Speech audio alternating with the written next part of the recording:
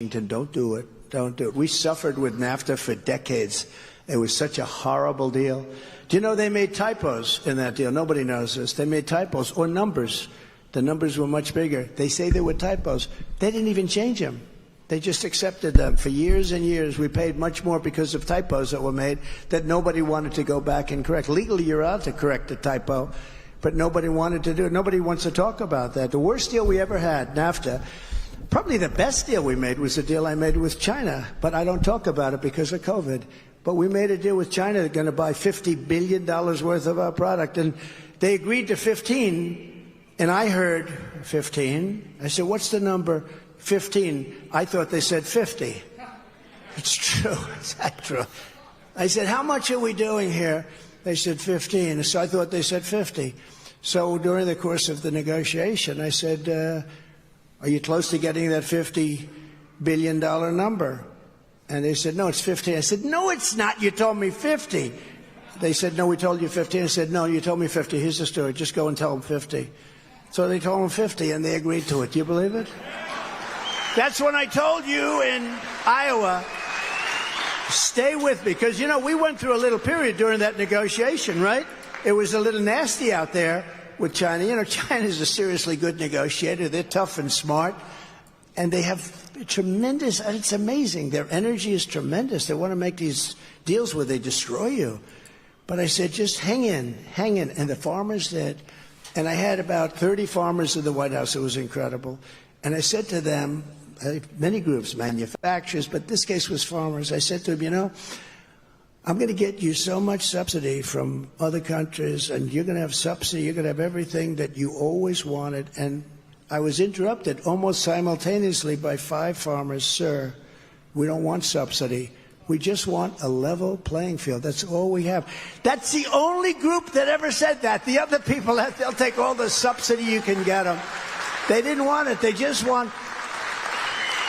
These guys were amazing. This was in the middle of this problem we had with China. I had to turn it off with China, but they said, we don't want subsidies, sir. We want a level playing field because nobody can beat us with a level playing field. I got them much more than a level playing field. He's been about 10, 15 minutes in, but when he first came on, he said, I don't think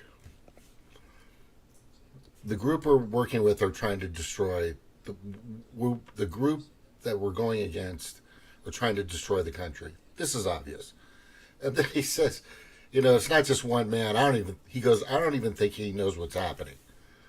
That's what he said about Biden. I don't even think he knows what's really happening. But the Biden administration is running on our fumes. That's all they're running on. They don't have anything. They're doing everything wrong. They're running on our fumes.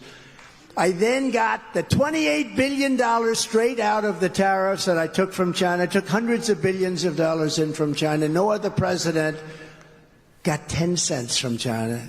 You can look all the way back. No president got 10 cents. They said, we're a developing nation. Brilliant people, brilliant negotiators. No, no, no, we are a developing nation. Well, we're a developing nation, too. Look at our cities. They're falling apart, our Democrat-run cities. We're a developing nation, too. But I got hundreds of billions of dollars in taxes and tariffs from China, and it brought them to the table. And because of that, I was able to get the farmers $28 billion. That's why, you know, I get a lot of heat sometimes. Some of my people, and they're great, they're good people. They mean well. They say, sir, please don't take it for granted that you're going to win Iowa. I said, what do you mean? I got the farmers $28 billion. Of course I'm going to win Iowa. Remember, I came in last time. They said, sir, you sound very conceited. You're saying you're going to win. I said, how the hell can they vote against me? I got them $28 billion. They're going to vote. Do you think Joe Biden's going to get you $28 billion? Any extra money that he gets comes to him and his family. It doesn't come to Iowa.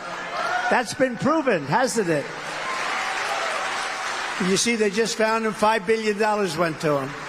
Remember during the debate, I said to Joe Biden, I said, how come the mayor of Moscow's wife paid you $3.5 million? And Chris Wallace, how's he doing, by the way? Chris Wallace was the moderator. You shouldn't be allowed to ask that question. I said, well, it's true. The mayor of Moscow's wife paid this family $3.5 million. Why did they get it? What did they do that was worth $3.5 million? They weren't able to explain it. Now it's turned out to be a big case. I was right. Chris Wallace, it was like fighting two people. Of course, it was really like fighting one person. That was a beauty. But now it's turned out to be a very big, really big subject. He got $3.5 million from Moscow, and nobody knows why, and they can't justify it. What did you do for the 3.5? At least say you did something. There's nothing. They didn't do anything. You know what they did. It's called laundering. Just as I promised, I also fought for Iowa ethanol, issuing a historic rule declaring the E15 would be made available all year round, and also letting them use existing pumps. It doesn't sound like much, not very glamorous for a speech, show that you're allowed to use, but that was millions, tens of millions of dollars. They had great pumps, actually better than the new ones, and they wanted to know if they could use them, and they weren't allowed to use them under the legislation, and I gave them the right to use the existing pumps. They were actually just as good or better, and they saved hundreds of millions of dollars. But I was able to do that for the farmers and for the state. Ron DeSanctimonious is a opponent, really a raging opponent of ethanol. He's against ethanol. He fights it. He was fighting it all the time. Now all of a sudden he's saying, no, I'm actually for it. Oh, it's this politician. They're against it when they need it, but you know what? They always go back to their original thought. But I was your ethanol champion for 4 years in the White House. There was nobody could have kept it like I kept it, including getting it from 8 months to 12 months. They could never justify that. I said, why are they only allowed to use it for 8 months? They told me something about heat. I said, do me a favor, it's fine. We're going to do it for 12. But we did a good job for ethanol. Together we achieved the most secure border in U.S. history. We built 561 miles of border wall, despite the fact we had to fight the rhinos and the Democrats. You know where I took the money? From the military. I got $700 billion from the military. I said, excuse me, we're taking 10 and we're building the wall, because you couldn't get them from the rhinos, Mitch McConnell and these guys. You couldn't get it. He was not good, not good. You couldn't get it from him, and Paul Ryan was like this a real jerk, a real fool, like a stupid fool. But these guys, they wouldn't give it to you. They wouldn't give it. And now they end up giving trillions of dollars to this character, Biden. And he goes around saying, we'll build a bridge, we'll build whatever you want, trying to buy votes. But it's not working because they are down the tubes. What it is doing is causing tremendous inflation. That's what that does. And that's what's happening in our country. And that's what's killing so many families. I also got Mexico to give us 28,000 soldiers, and free of charge. I said to the president of Mexico, we have to get you to give us soldiers to guard our border while I'm building the border wall, because we're building this great wall. It's exactly the wall that Border Patrol. I didn't actually like it. I wanted to have concrete plank, like parking garage plank, going up in the air 40 feet, 50 feet up in the air, perfect. But the Border Patrol didn't want, they had to have steel on the outside, they wanted concrete, and then they wanted rebar, they wanted different materials, and they wanted to be able to see through. You had to be able to see through. So I built it as they wanted it, everything they wanted. It was actually more expensive doing it that way than my way. And it was amazing how successful it was. And, for those people that like to say, oh, but he didn't get Mexico to pay for it. Not the whole thing. There was no mechanism. So what I did do is I got 28,000 soldiers from Mexico, and that's much more expensive than having them pay for a piece of the wall. And it was very interesting because they said, we will not pay for that. How could you ask us for a thing like that? I said, no, you're going to pay for it. You have to pay for it. No, we're not going to do it. The president, who I have a lot of respect for, I really like him, even though he's a socialist, that's okay. Can't have everything, as I say. Can't have everything. But he's a great guy, the president of Mexico. And I said, no, you got to pay for it. So they sent their top negotiator to see me in Washington. And I had the people from the State Department. A woman from the State Department who only handles Mexico said, sir, they're not going to pay for this. And they're not going to pay for a thing called Remain in Mexico. That was me. Remain in Mexico was a Trump deal. They were all Trump deals, everything. We had 10 things. I said to Border Patrol, these people are incredible people, by the way, ICE and Border Patrol. I said, give me the 10 most important thing that you need from Mexico and from the other South American countries. They gave me 10 things, all of which were impossible. Catch and release in Mexico. as opposed to, catch and releases. We catch them, release them into the United States. I said, no, we catch them and release them into Mexico. I got everything. But I said to them, you have to give us 28,000 soldiers free of charge. And he laughed at me like I was like a fool. We don't like being called a fool. He laughed at me. I said, you can't laugh at me. Why are you laughing at me? You know you're going to pay it, don't you? No, we're not going to pay it. Why would we pay for a thing like that? I said, you're going to pay it 100%. Look at me in the eye. I told him, look at me in the eye. You're going to pay it. No, we're not. I said, yes, you are. Here's what we're going to do. It's Friday now. On Monday morning at 7 o'clock in the morning, every car and every product that Mexico makes coming into the United States will have a 25% tariff on it, which is far more money than you're talking about for the soldiers, who you're paying anyway. So you're going to either do it or that. Sir, I'd like to make a phone call. Please come back quickly. He came back within 5 minutes. Sure, it would be our great honor to give you 28,000 soldiers, to have a policy of remain in Mexico, to have catch and release in Mexico, and 7 other things that were, frankly, in many cases worse. And we had the safest border in our history, and it wasn't really that tough. I appointed nearly 300 federal judges and 3 great Supreme Court justices. That was a big deal. I kept my promise, recognized Israel's eternal capital, and opened the American embassy in Jerusalem. Nobody thought that was possible, right? I also recognized Israeli sovereignty over the Golan Heights. So horrible what's happening in the last 6 weeks. Think of it. You go back 3 months, 4 months, but go back 3 years. This is where I have an issue. Go back to 1917, when the Rockefellers created Israel. They actually implanted. I'll do a video on it. There's plenty of information on it, but there's a lot of stuff that this guy doesn't know. He doesn't know. There's his handlers or his people or his close associates that he counts on. The problem I have with him is he's getting in limited information. He needs to know the whole picture to make better choices. There are 16 million Jews in the world, give or take. There's 1.6 billion Muslims. Is this the fight you want to keep fighting? Right? No. You need to stop the Ukraine money. We just need to stop the Israel money. We need to stop sending money out. That's my point. And stop the killing, which he said. To his face the nation. I like deface the nation better. But it was on that. Another one was on Meet the Press. I call that one Meet the Fake Press. But they said, well, I will admit one thing. Under President Trump, Iran was broke. Because Iran is the problem, because they have all the money.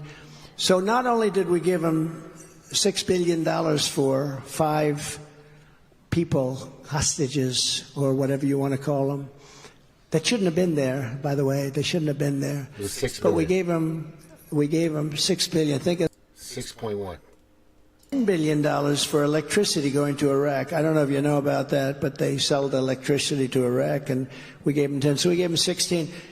And everyone says, oh, that's so much. And that's peanuts. We gave them $250 billion in the selling of oil. They're selling millions and millions of barrels of oil to China, to India, to all these countries that weren't buying under the Trump administration. Took off all of the sanctions and all of the verbal thrashings that I'd give these people. I said, if you want to do that, you're not going to do any more business in the United States, where they make a lot of money. So we had it done. It was a done deal. And then we had the bad results with the election. Horrible, horrible results. What a different country when you think about it. I'm just saying up here, talking to you, just like I've got 3 people in the room. You know, what a terrible thing has happened to our country over an election. Over an election. Think of our country would have been. We would have had no inflation. We wouldn't have had the surrender in Afghanistan, which was probably the worst and most embarrassing day in the history of this country that the fake news doesn't talk about. They never talk about it anymore because they're really bad. They're fake. It's not what they say, it's what they don't say, because what they don't tell you is far worse than what they tell you. But we would have had a much different country. We would have continued to have the greatest economy ever. But we're going to bring it back. I withdrew from the disastrous Iran nuclear deal. That was one of the biggest things I did for Israel, but nothing happened with it because they didn't, when they withdrew, you're supposed to make a deal. They were broke, they withdrew, you were supposed to make a deal. And with the historic Abraham Accords, I even made peace in the Middle East. We're going to have peace in the Middle East. So for 4 straight years, I kept America safe. I kept Israel safe. I kept Ukraine safe. None of this stuff would have happened. And I kept the entire world safe. And we will again as the 47th President of the United States. We'll do it again. Thank you. I'm the only candidate who can make this promise, and this is one of the biggest promises because our country's never been in a situation like this. We have a man that has no clue negotiating with nuclear weapons. I will prevent World War III. I will prevent it. On my first day back in the White House, I will terminate every open borders policy of the Biden administration, stop the invasion on our southern border, and begin the largest domestic deportation operation in American history.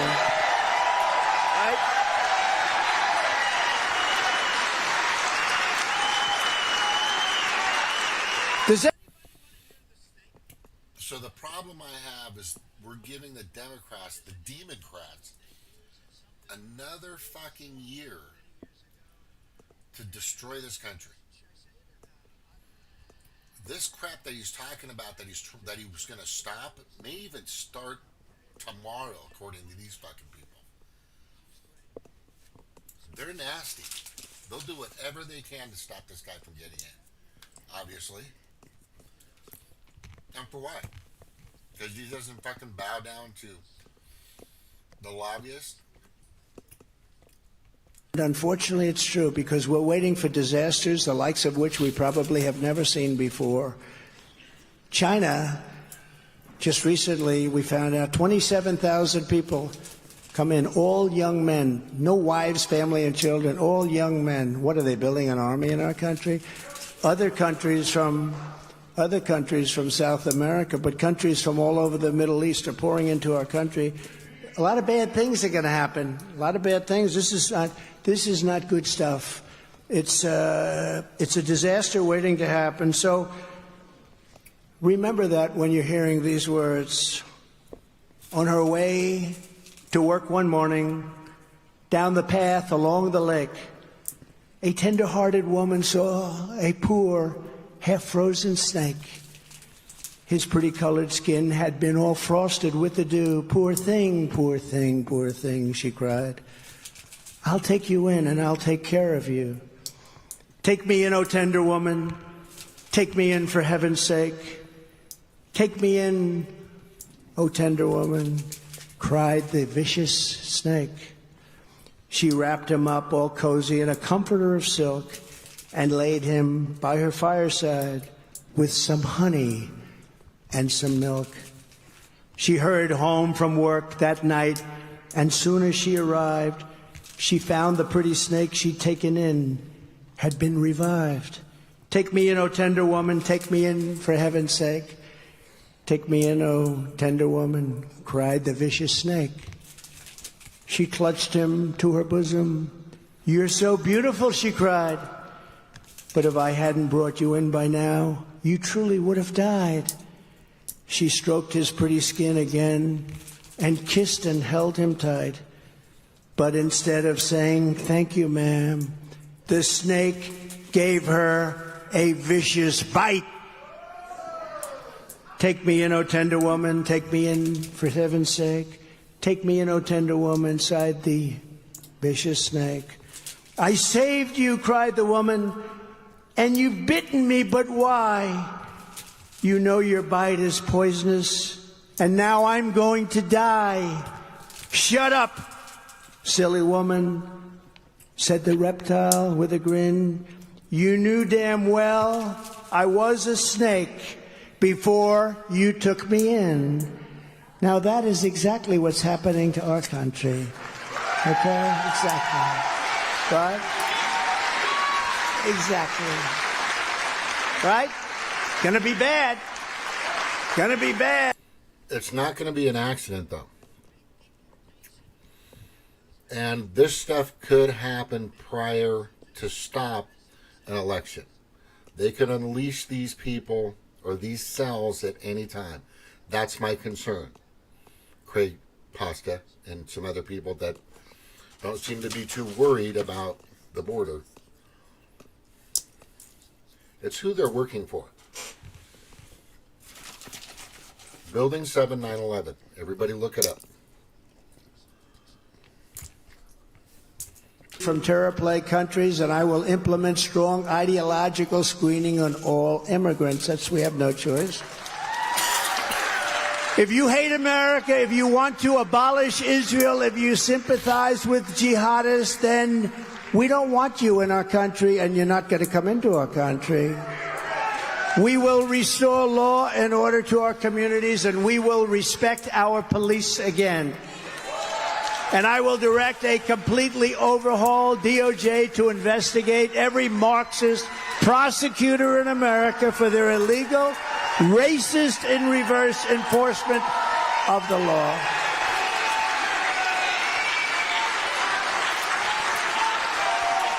We will take over our horribly run Washington, D.C. It is horribly run. Have you seen it? It's filthy, dirty, with graffiti all over the most beautiful marble columns, magnificent columns built 200 years ago, 100 years ago. They're loaded with graffiti at levels you've never seen. The roads are disgusting. They're like driving over garbage. And we're going to clean it up, renovate it, and rebuild our capital so that it's no longer a nightmare of murder and crime. Last week, 3 people were killed. Every week, people are killed. Every night, people are hurt badly. They go to Washington. They're proud of their country.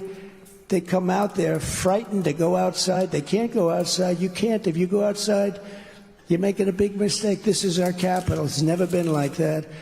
You know, when I left, it was different. It was much different. But years ago, it was really amazing. Now what they're doing, you know, I wouldn't allow anybody to park put their tent up on our lawns, our beautiful parks. Now the parks are loaded up with tents, and they're loaded up with homeless. We have to help the homeless, but we can't destroy our capital. We're going to rebuild our capital. We're going to make it so beautiful. It's going to be the most beautiful capital in the world. And unlike Ron DeSantis, I will protect Social Security and Medicare for our great seniors. They deserve it. Why are we doing this? There's so many ways we can make money. Drill. Much more money than we're talking about. We drill. Got more liquid gold than anybody in the world. We're also going to fight to give much better health care than what you have right now. This is a newer subject, but Obamacare is a disaster. And I said, we're going to do something about it. I saved Obamacare when we got John McCain's negative vote. You know, he voted against it after campaigning for many, many years. He said, thumbs down. It was an amazing night. But we're going to fix it because it's a catastrophe for family budgets. Even Elisabeth, Pocahontas Warren, have you ever heard of her? Now, she's Pocahontas because of her great Indian heritage. She even said that it needs to be fixed. Pocahontas said it has to be fixed, so we're going to fix it. We're in open enrollment. You know, we have an open enrollment season right now on Obamacare, and everybody's seeing how staggeringly and brutally expensive their plans have become, right? They're like crazy what's going on with the plans, the way they're up. They're not affordable. Under this complete and total Democrat-created disaster, a family of 4 is paying over $1,500 a month for health care plans with a $10,000 deductible. $10,000, you know, you're going to be hit by a truck. That's a big deal. $10,000 deductible. So you get nothing, basically. You're paying into something, you get nothing. A 60-year-old couple is paying $2,000 a month with that big deductible. We're going to make it much less expensive for people. We're going to make it much better care. And we're going to give far more options to American patients. And we're not looking to save. We're looking to help people. You know, they said, oh, I'm going to attack Obamacare. I'm not attacking it. When we had Obamacare, I fixed it and made it work. But I also made the statement, it will never be any good. It will never be any good. And it is no good. We're going to give you great health care. That's what we're going to give you. On day one, I will sign a new executive order to cut federal funding for any school pushing critical race theory, transgender insanity, and other inappropriate racial, sexual, or political content on our children. On our children. Just keep it away from the children. I mean, for fuck, you know, they can do whatever they want after they get out of the house. Go do whatever you want. You know, you take care of yourself, go do it.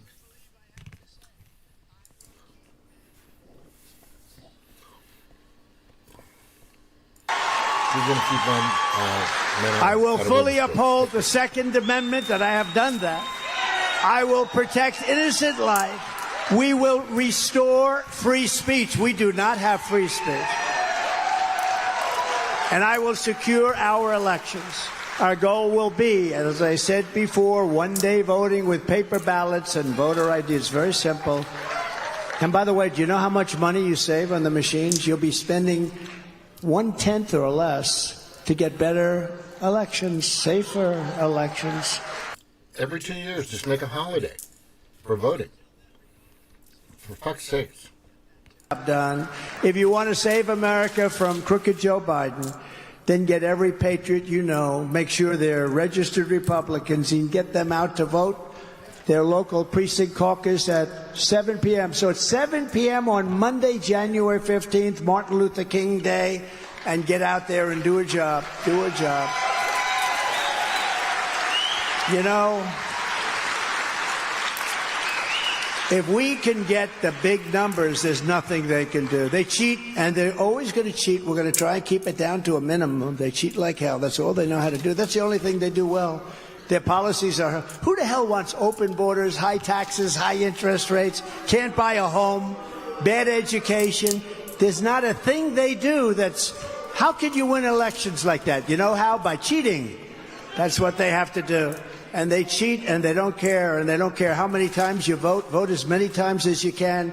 Where Republicans say, sir, I'm an American citizen. I can only vote once. You know, that's the way it is. And there's something nice about that. But what they do in elections should never, ever have happened. We are asking you to commit to caucus for us and bring as many people as you can to caucus for the campaign. Sign up at ia.donaldjtrump.com. So in conclusion, together we're taking on some of the most menacing forces and vicious opponents our people have ever seen. No matter how hateful and corrupt the communists and criminals we're fighting against may be, you must never forget that our nation does not belong to them. This nation belongs to you, front row Joes. This is your home. This is your heritage. And our American liberty is your God-given right.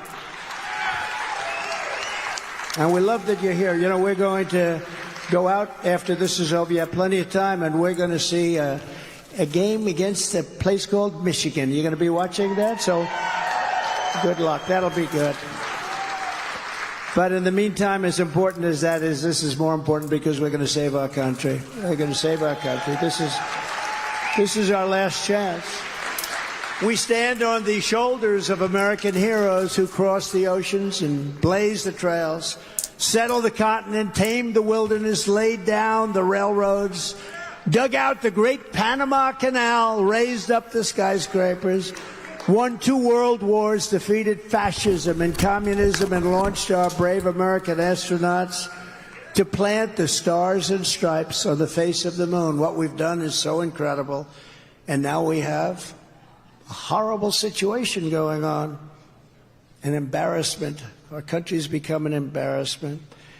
Together they made America into the single greatest nation in the history of the world. History of the world. Think of that. Think of that.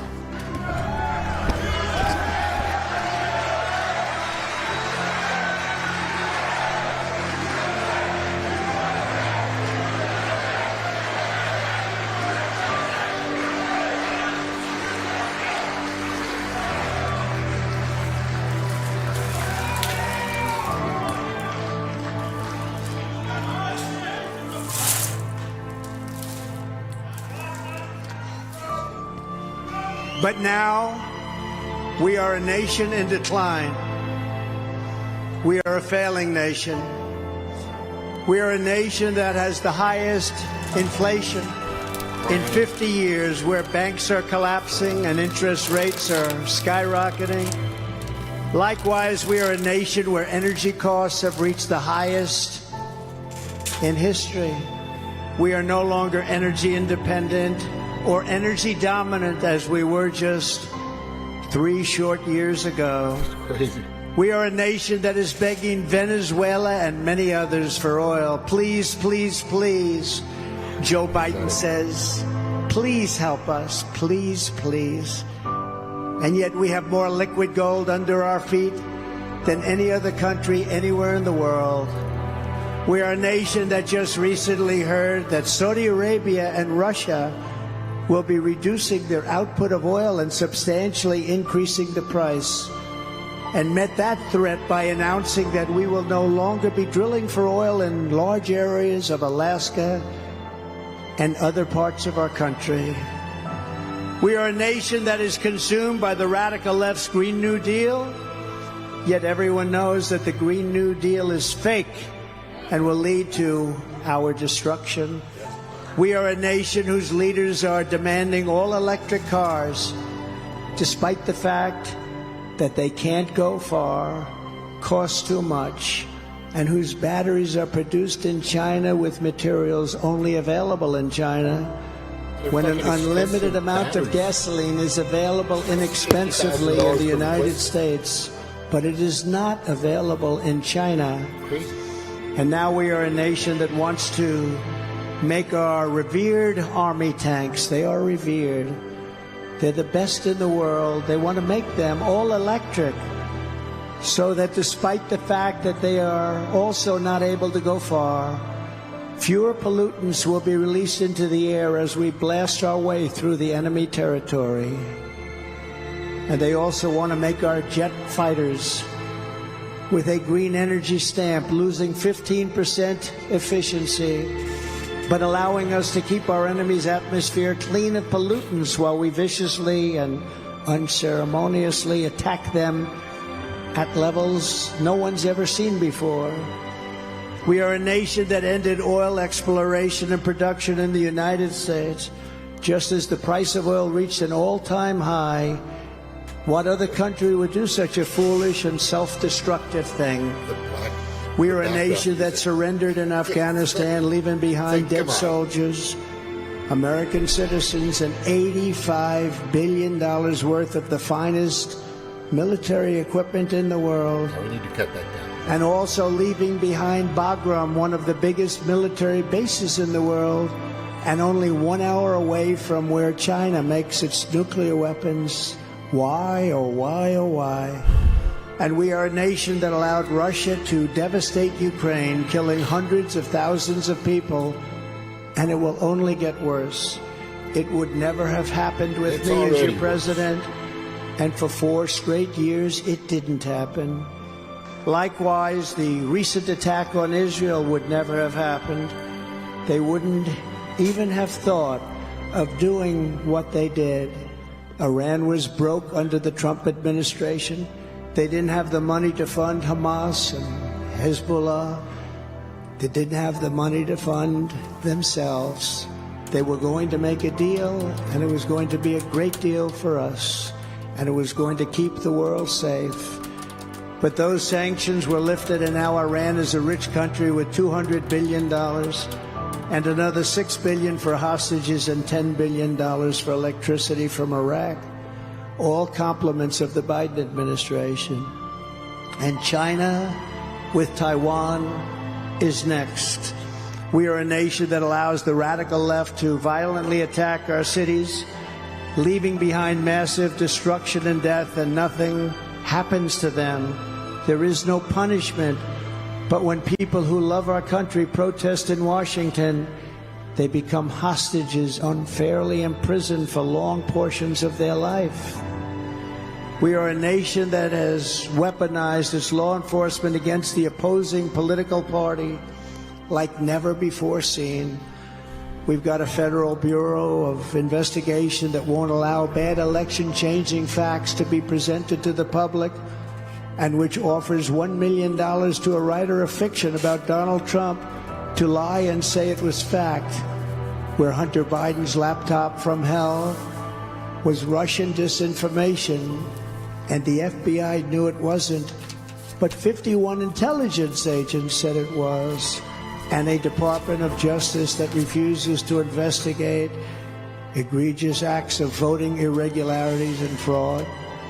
And we have a man who is totally corrupt and the worst president in the history of our country, who is cognitively impaired and in no condition to lead, and is now in charge of dealing with Russia and possible nuclear war, which would be World War III and far more devastating than any of the previous wars because of the weaponry that no one even wants to think. He needs to be careful with the Saudis. He really needs to be careful with the Muslim community. He doesn't understand. People, they refuse to discuss the Biden crime family, but enjoy covering false indictments of Donald Trump, who has done nothing wrong. We are a nation where free speech is no longer allowed and where crime is rampant and out of control like never before. We are a nation that is allowing Iran to build a massive nuclear weapon and China to use the trillions of dollars it has taken from us to build a military to rival its own. What a sad state of affairs. And less than 3 years ago, just think of it, we had Iran, China, Russia, and North Korea in check. They weren't going to do a thing against us, and everyone knows. We did. Everything was fine. Everything was good. A steak was fucking $2.99. Most importantly, we are a nation that is no longer respected or listened to on the world stage. We are a nation that in many ways has become a complete and total joke. And we are a nation that is hostile to liberty, freedom, and faith. We are a nation whose economy is collapsing into a cesspool of ruin, whose supply chain is broken, whose stores are not stocked, whose deliveries are not coming, and whose educational system is ranked at the bottom of every single list. Yeah. We are a nation where large packs of sadistic criminals and thieves are allowed to go into stores and openly rob them, beat up and kill their workers and customers, and leave with armloads of goods, but no retribution, where the authority of our great police has been taken from us, taken from our country, where their families and pensions have been threatened and their lives would be destroyed. He's not the greatest script writer. But could you imagine fucking Biden trying to do any of this? Of illegal drugs are easier to get than formula for our beautiful little babies. And a nation whose once revered airports are a dirty, crowded mess. Yet you sit and wait for hours and then are notified that the planes won't leave. They just won't leave. Crazy. And they have no idea when they will. They have no idea. Where ticket prices have tripled, they don't have the pilots to fly the planes. They don't have qualified air traffic. Because they've all gotten the fucking boot, bro. We are a nation that has lost its confidence, willpower, and strength. We are a nation that has lost its way, but we are not going to allow this horror to continue. 3 years ago, we were a great nation, and we will soon be a great nation again. They're gonna fucking, I'm telling you, they're gonna fucking do whatever they can to stop this. They'll take out an entire city, county, probably even a state. We're talking mass destruction. It was hardworking patriots like you who built this country, and it is hardworking patriots like you who are going to save our country. We will fight for America like no one has ever fought before. With you at my side, we will demolish the deep state. We will drive out the globalists. We will cast out the communists. We will throw off the sick political caste. And we will rout the fake news media. We will drain the swamp. And we will liberate our country from these tyrants and villains once and for all and like never before.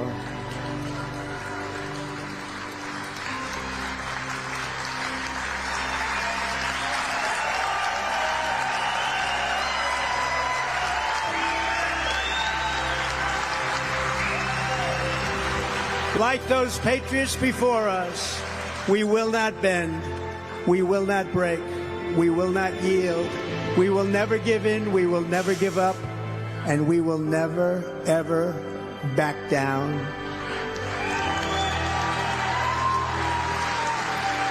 With your support, we will go on to victory, the likes of which no one has ever seen before. We will evict crooked Joe Biden from the White House, and we will take back our country on Election Day 2024. The great silent majority is rising like never before, and under our leadership, the forgotten men and the great silenced community is rising again. we are one movement, one people, one family, and one glorious nation under God. Unlawful. And together we will make America powerful again. We will make America wealthy again. We will make America strong again. We will make America proud again. We will make America safe again. And we will make America great again. Thank you very much, Iowa. God bless you. God bless you, Iowa. Thank you. God bless you all. Yeah, so this is, he's gonna needs to work on that, but I am not,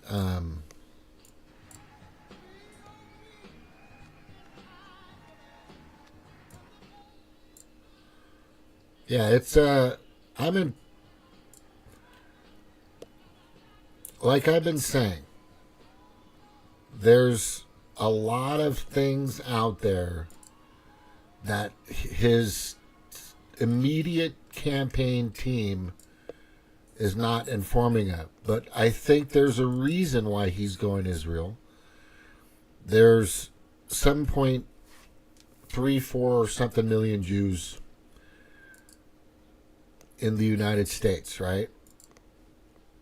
And there's only 3.45 Muslims. There's 7.5 million Jews, and then there's about 4 million Muslims.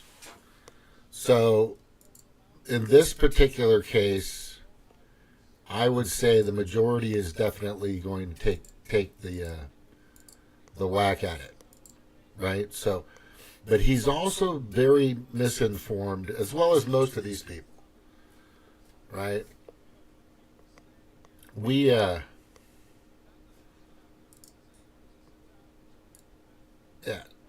So I don't want to cover her. I should cover him. Look at that. Let me see.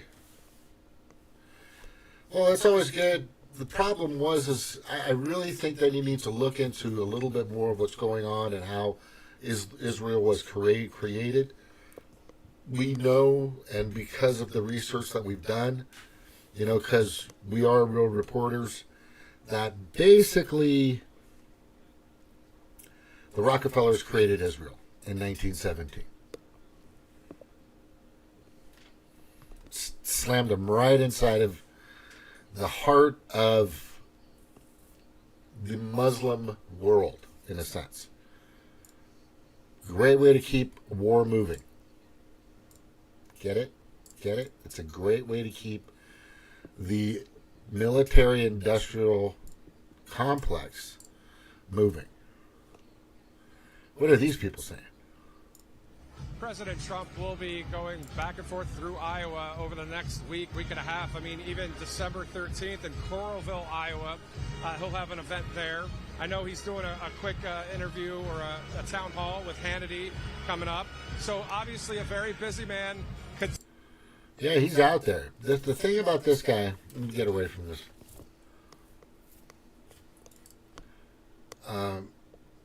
He's putting in a lot of work. He's doing a lot of things. He's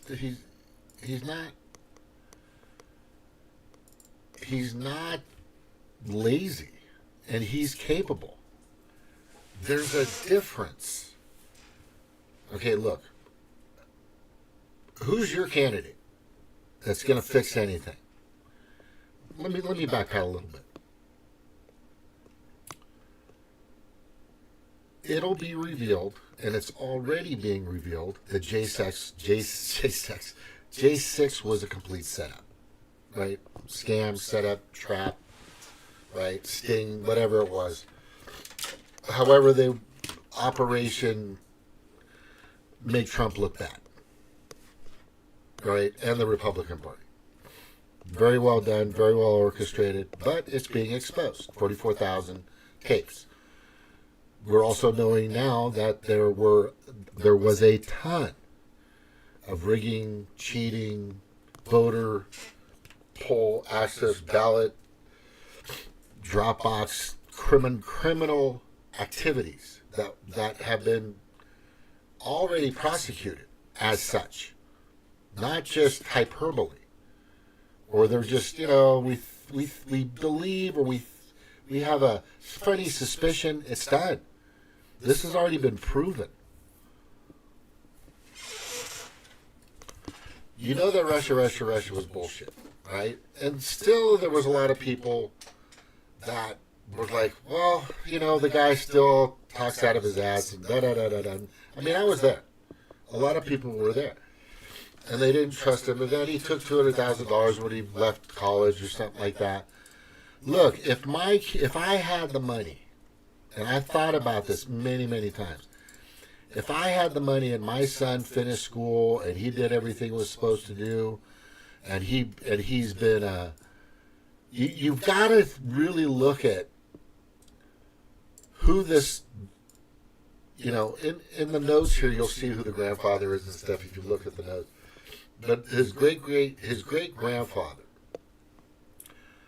I think his grandfather came to the country. Great grandfather. Anyway, Friedrich Trump. He was a barber, and he did whatever he could to survive. And then his wife, the barber's wife, was Irish, and they had the Irish-German kid. He was an immigrant. Came in when he was 16, like everybody else. Back when there was,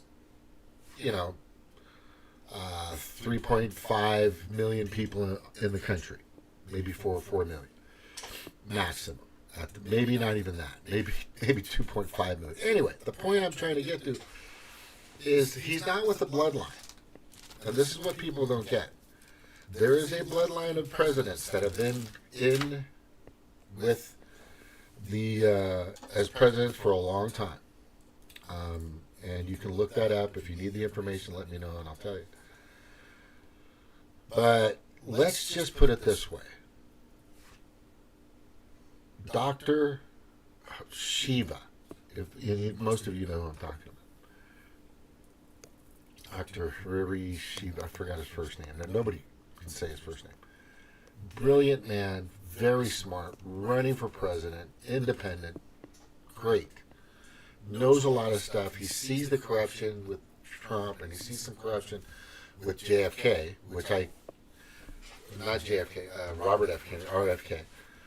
And he sees a lot of, and he knows he's painted the picture of corruption, you know, and I get it. But the problem for Dr. Shiva is he's not a born citizen. And he says there's a way around it. People don't want that. We're Americans. I want whoever is going to be my president of the United States of America, I want him born and raised here. That's me. You can have whatever you feel you want. It's a free country, right? But I don't want somebody coming in from China at the age of 43 or Iran at the age of 45 or, you know, Russia or wherever, and then they become legal citizens within a year and a half, 2 years, whatever the process is. It's a fucked up process. I get it, right? And then the next thing you know, they're running, but they have all this money behind them, and they could be a serious threat. That just doesn't sit well with me. I want people that have lived the life of the Americans, right? I want them to, you know, it's kind of weird because you could say, well, what if he came in when he was 1 year old? Right? I believe there should be, I don't know if there's a constitutional, which he says there's a constitutional clause in one of the amendments where it doesn't clearly state that you have to be an American citizen or something of that nature. But that's just me. I want you to be a fucking American. Period. Born and raised in America. That's it. That's it. You gotta fucking hold the line on shit at some point. You gotta hold the line at some point. Now, everybody's got their candidates. Jill Stein's coming back. Miss Climate Change. Slave. You know, her and Al Gore. Right? Her and John Kerry and Al Gore, the people that want $90 trillion to eventually get to the climate change problem. This is their quote. That's the fee that they want to charge to fix climate change. It's fucking crazy. And then you know it's just a big money laundering scam. And he said there's money laundering scam. He needs to know which ones are which. Right? He needs to know which ones are which are the money laundering scams. And his immediate group, he's got a little bit of the Mike Tyson syndrome, a little bit of the Michael Jackson syndrome, where the people around him are a bunch of yes men. They're telling him what he wants to hear instead of what he needs to hear. This is the problem I think that Trump needs to get over, because it happened to him in early 2020. He said that the fucking whatchamacallit was a great Democratic hoax. The early 2020 flu thing, right? Here's their Democrats' new hoax. Then all of a sudden he changed his tune. They sold him. Or he knew. I believe he doesn't have those kind of people around him that will give him the answers that he needs. This is my concern. And this happens, how many presidents should we go through that have been manipulated or puppets or just a big scam? Obama's the greatest fucking example. The greatest example. Hope and change and nothing. And what he was saying about fucking the ACA, I'm about to take my life insurance test, which goes over the ACA, and just to let you know, in the very beginning of it, it says, what if I take it? It's changing and it's constantly evolving and and it's bullshit. I'm not going to play it for you. I'll play it some other time. But that is a scam. That was a gigantic scam. It's fucking too expensive. Maybe he's going to create a system that's going to work. Sounds like he is. I don't think he's drawn up a plan yet, but maybe they're working on it. They've got to get rid of the middlemen. If Dr. Shiva played his cards correctly, he could get into that administration and be the health administrator, or and work like 3 departments at a time. That fucking dude could do it. Agriculture, Health and Human Services, the CDC. He could actually, he'd probably want to get rid of them. We need to get rid of that shit. That they're just for-profit corporations anyway. I don't even know why we fucking listen to that bullshit. There's nobody else. I mean, it's blatantly known now, and he's saying it. I'm going on my 3rd term. That was stolen from him. And if that's the case, this man deserves his 2nd term, which is going to be, hopefully, next year. Hopefully. But like I've been saying, ever since I've started doing more and more research on why they want to go after this guy, is they're going to do whatever they can to take him down. So I am constantly telling people, protect him, save him. I don't think it's a good idea to go in these stadiums with all these people. Somebody's gonna is gonna be paid. Somebody's gonna get hypnotized. Somebody's gonna be is gonna be that person. I'm just telling you, they're gonna go after him. They're creating the Democrats, George Takei, Rob Schneider, not Rob Reiner, a bunch of these fucking just pedophiles, pedophiles on X and Facebook and wherever else, constantly just berating this man and uplifting with lie after lie after lie. I don't mind what Trump is saying, by the way. I think all the stuff he's saying makes good sense. I think it's something that we definitely need. I don't think he knows exactly the total scope, or maybe he just isn't revealing it right now.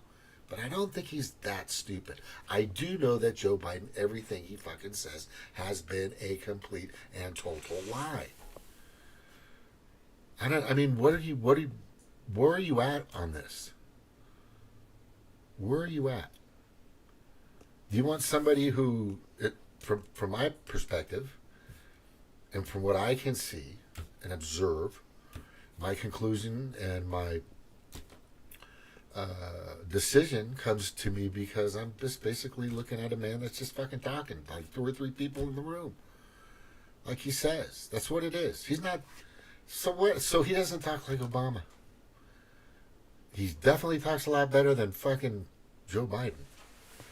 Right? And that's not the reason why we need him in office. There's nobody else. Who's going to fix and save this country? You think that RFK? Because I know there's going to be a big group of fucking people, especially some Democrats, are going to fall off of that train that's going off a cliff, that's going off the rails, that are going to jump. It's going to happen. Mark my words, it's going to happen. All these people are going to be pissed off. They're going to find out more information. It's finally going to get to them in regards to the fucking fluid and the fucking the thing they had to take. And they're going to be pissed. And then they're going to go with, a guy that's not against vaccines. He's not. But he is against certain ones that just probably need a little more scrutiny, to put it lightly, right? So my point being is, there's nobody else. There's really nobody else. I don't know if RFK is going to completely separate himself. I know he's running independent now. For him to go right off the bat Democrat was just stupid. That was very telling. I was just like, dude, what the fuck are you doing? Either start off independent or fucking, go Republican, because at least you'll be up on the stage. Whoever his campaign manager is, it just kind of tells you where maybe they're not. It's not a good idea. Maybe it's not a good idea to put some, That just was a bad play. I like the guy. I think he means well in most cases. What's weird is him and Trump are kind of on the same side in regards to Israel, which they just need to be a little more educated on what's really going on and how that country was created and why. It's just been a go-to money laundering scam for fucking decades. Decades. People don't even realize that. If you need information about it, let me know. I'll send it to you. I'll send you the articles. I'll send you the information. I'll send you all the videos. I'll send you everything you need to know. And so I'm going to be playing a lot of his tapes. That last part with the music, I was just like, I guess he's trying to cut a sizzle reel or something like that. It's like, dude, just don't. He needs breathing. It's called breathing exercises. So when he's about to say something poignant or it needs to be exacerbated in a sense, and it needs to be with fervor, he needs to take a breath, quick one, with fervor, right? Whoever his fucking campaign coaches are, these guys are idiots. I mean, I'm worried, and I'm concerned about his team that protects him. I need those guys' eyes down and up. Down and up. I see them looking at eyeballs. No. They're looking at faces. No. I need these guys to look at fucking hands. Feet. Things come from the feet. Things come from anywhere. These guys, I don't think they're trained right. It just looks bad. They need to be looking at the hands. Always. Some guys looking above, some guys they take areas. They split it up. But they're not doing it. Anyway, thank you for watching. James with Money Talk. Mahalo.